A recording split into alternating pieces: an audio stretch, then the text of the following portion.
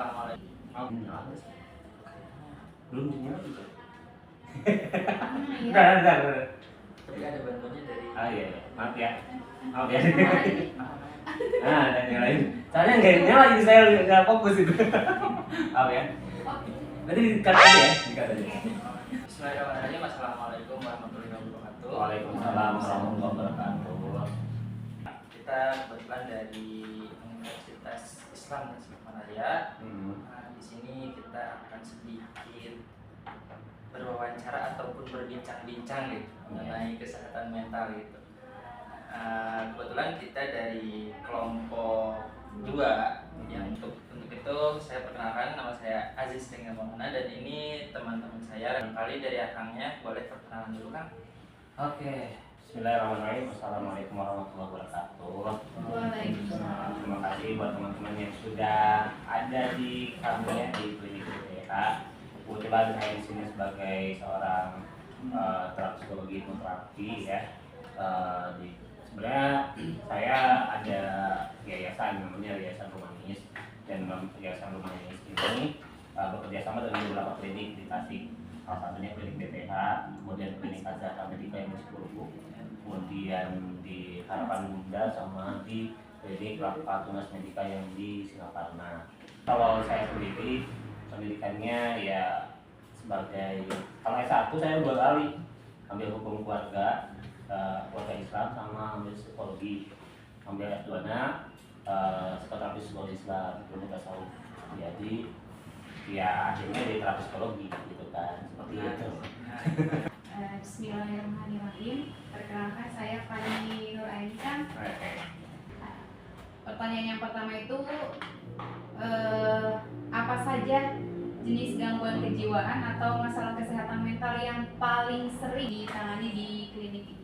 Jadi permasalahan yang paling banyak itu ya kecemasan berlebihan, saya di disorder ya. Jadi itu dari mulai anak SMA sampai usia dewasa pun selalu ada. Mbak perempuan ya, kalau jadi banyak kasus-kasus yang datang ke kami juga self harm, nyet gitu kan. Kalau laki-laki judul, paling judul, paling banyak judul itu untuk usia gini. Penyebabnya? Iya, jadi kalau laki-laki itu tidak bercerita, tidak bercerita ketika ada masalah. Tahu gila. Ya, jadi kesehatan ya memang seperti itu. Jadi kalau perempuan kebanyakan secara psikologis juga ketika mereka punya masalah nyarinya itu solusi. Iya. Laki-laki ketika punya masalah nyari masalah baru. Ibaratnya itu ketika hal-hal negatif itu akan datang ketika kita bikin kotoran. Ya, ketika kita bikin kotoran otomatis itu bakal nempel si lalat itu. Makanya kalau kita fokus, kenapa tazkiyatun nafs dulu, kenapa cognitive terapi dulu atau taubat dulu, supaya membersihkan dulu itunya tuh kotorannya. Dibersihkan itu. Saya nyalain, enggak mau beres. Itu pantesan harus. Ayo Jin. Pertama, kebanyakan orang itu adalah tadi merasa bisa mengendalikan orang.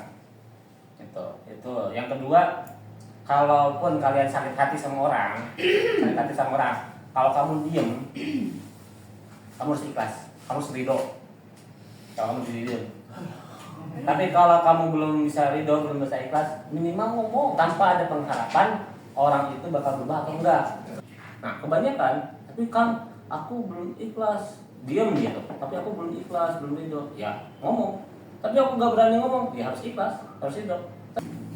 Terjadilah penyakit psikis. Marah yang bikin sakit itu marah yang reaktif. Misalkan kamu marah, wah banting-banting barang, banting-banting pintu. Ada marah yang bikin sehat, namanya marah yang asertif. Misalkan saya teteh nggak suka sama TKI ini, ngomong gini aja, bro, saya namanya teh, Dede, misalkan, Dede aku nggak suka ya sama kamu, tapi terserah dengan sikap kamu yang kayak gitu aku nggak suka ya. Tapi terserah kamu berubah atau enggak, setidaknya kamu tahu bahwa aku nggak suka. Nah itu namanya marah yang asertif, marah yang bikin sehat. Habis itu lega, tanpa pengharapan dari berubah apa enggak, yang penting kita udah ngomong. Itu. Nah itu namanya marah yang asertif, yang kita tahu bahwa marah asertif itu ada self love. Dalam agama juga menjalankan itu kan. Ibda binafsik, ya. Mulailah dari diri kita sendiri, bahagiakan diri kita sendiri. Ya. Kebanyakan adalah mencari kebahagiaan dari orang lain. Kita dari mahasiswa universitas terima kasih yang sangat-sangat besar kepada Akang yang sudah membimbing ataupun menyampaikan sebuah materi yang sangat-sangat istimewa buat kita. Akhirul kalam, kita tutup dengan bacaan alhamdulillah bersama-sama. Alhamdulillah. Mohon maaf merepotkan dan mohon maaf mengganggu waktunya ya. Oke, kita tutup dengan assalamualaikum. Waalaikumsalam warahmatullahi wabarakatuh.